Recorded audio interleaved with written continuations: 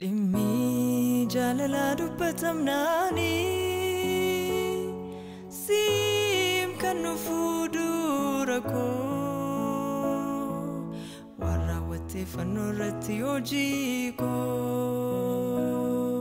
Dhimmi jaalala dubbatamnaani siim kan nu fuuldura koo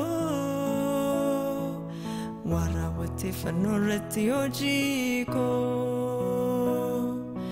Yaade eessa kana fidee yerumaa hundumaa sammuu koon oltee natti argama. Yerumaa hundumaa sammuu koon oltee natti argama. Yaade eessa kana fidee yerumaa hundumaa sammuu koon oltee natti argama. Yerumaa hundumaa sammuu koon oltee natti argama. Gaarii dhafaayi filannoon faarfannaa keetiis baay'ee bareedaa. Kenna dhugaa dubbachuu fi harri jala bultee ayyaana natti ta'e hojii baay'een hojjechaa oli mana keessa. Kanaaf sagaleen koo akka yaadinaan taane yoo si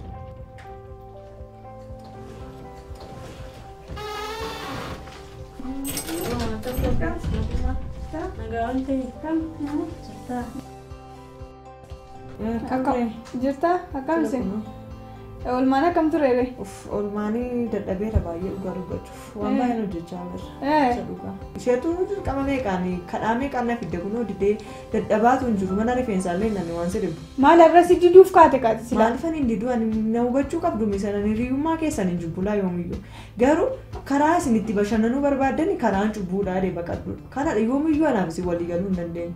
Har'ayyuu kana iddoo kana dhufee waan tokko kana booda numan hin danda'u na hubadha hundumti keessan rakkinaan qabu miti isin jireenya keessan jiraachuu hin danda'u hiriyummaa keessan dhiisuu yoomiyyuu hin danda'u garuu akka isin itti jiraattan sana akka sanatti jiraachuu hin danda'u. Tole inna ta'uuti ammas akka keenyatti hin deemu karaa isa cubbuu dhiisiiti karaa isa kan keetiirra deeminu wajjin jiraadha. Ishee waa'ee hiriyummaa dhiisteetu nu baqachuudha. Maal akkasii baqaas inni raanfadde jechuudha isa yeroo daa'imummaa isa yeroo ijoollummaa laaqii wajjin laafni guddanne inni yeroo ijoollummaa wanti isin yaaduu qabdani yeroo sana eessatti kan nuun bashannan mana waaqayyootti mana waaqayyoo keessaan baana garuu biyyi kun isin jijjiireera isiniin. Ammas mana waaqayyootti hin baane. Nuun mana waaqayyootti hin baane. Mana waaqaa keessa jirtu. Maarree kunoo mana waaqayyoo keessa teenye amma kunoo kana dhugaarani. Maal bashannanaaf jecha irra deemaa irra malee giiftii.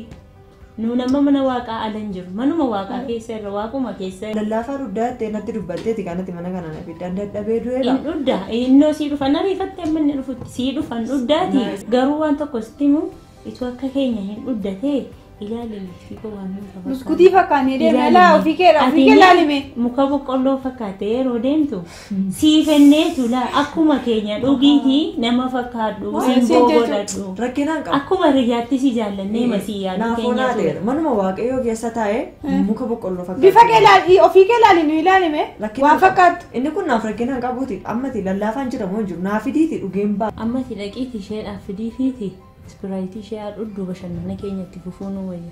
Tole duran siifan buusa.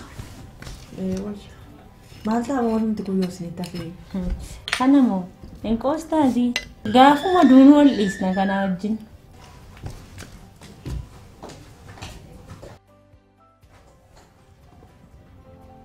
callisee man gammasa.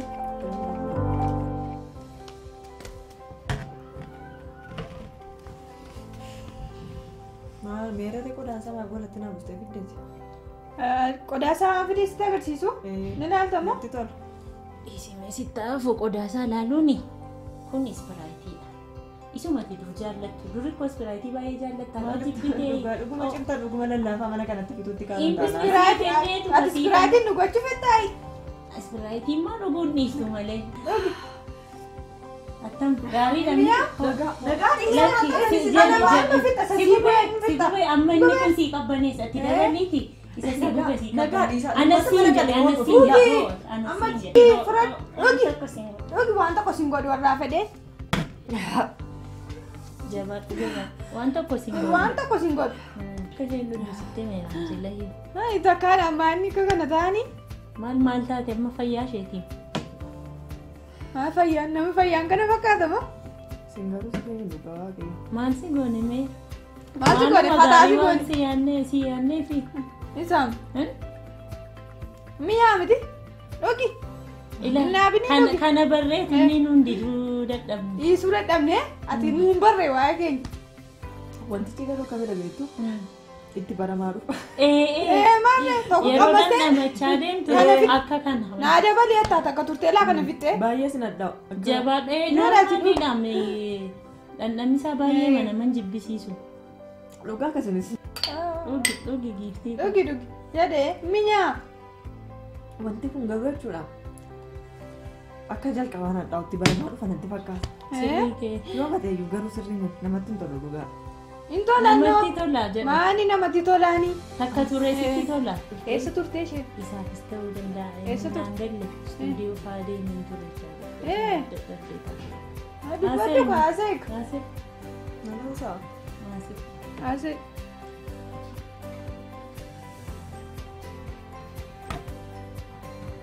Siifa dabalamu malee? Dabalu.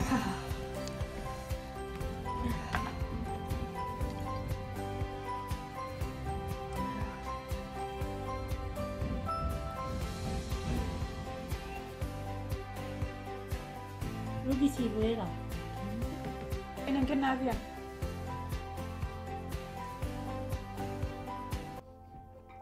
Kormeedha. Kormeen akka keenyatti. Oluma jabaadhu. Haasa'ika maalati? Buufanni sii buusu?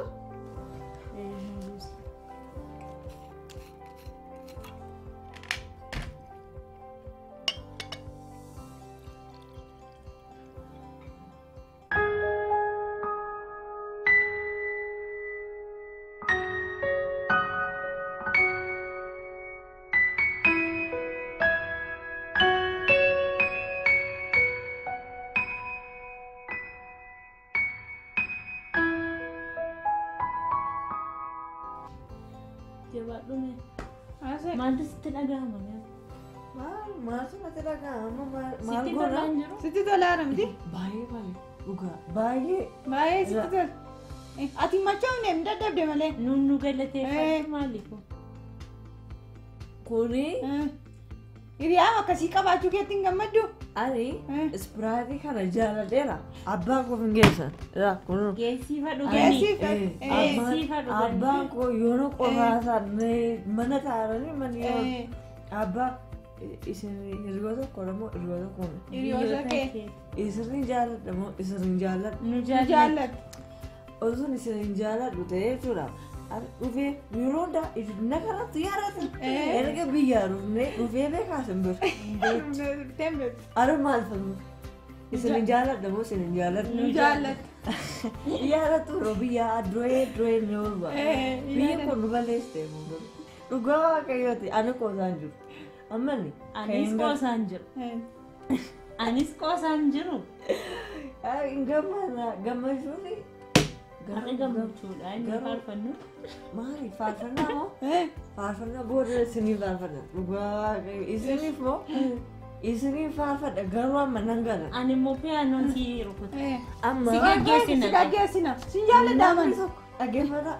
Namni tokko ani maal dadhabduu dha waan. Ati Ay dadhabduu miti. Maal mana koo beekuun. Beet. Mana keenya. Abbaa keetti si geessi. Mana keenya mana obbo Margaa Abiraamii. Beeta Ni raanfanne jechuudha. beeta. Arama keessa. Si geessi naani. Si geessi. Si geggeessuu keenya. Ati mana keessan beektaa nuti si geggeessuu barbaadde. Beeta si geggeessi. Kun kana beekeeti. Galatooma garuu nan gala mana keenya beeka. Abbaa koo fi keessatti. Amma isin addooyedha moo addooyee mini? Addooyedha. Nagaan beekeetti nagaan Nagaatti ni bishii. Jala nagaan bula. Jala ammas Nagaan taa'ee nagaan bulu.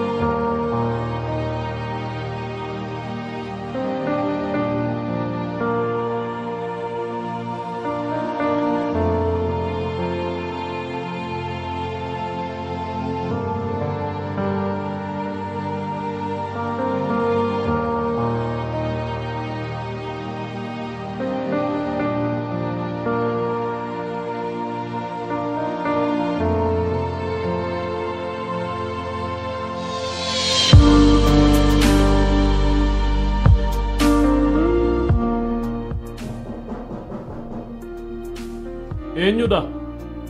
Seenaa.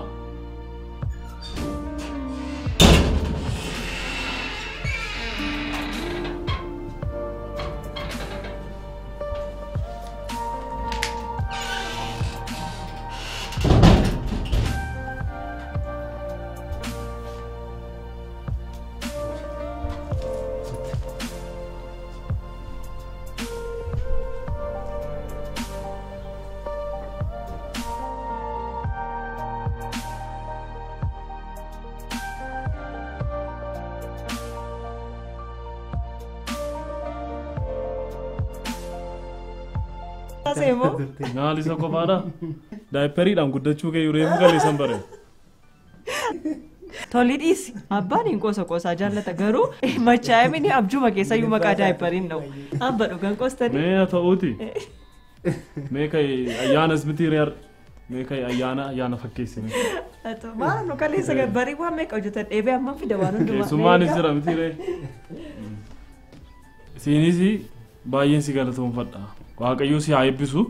Homaa miti inni guddaa walitti araaramuu keessanidha.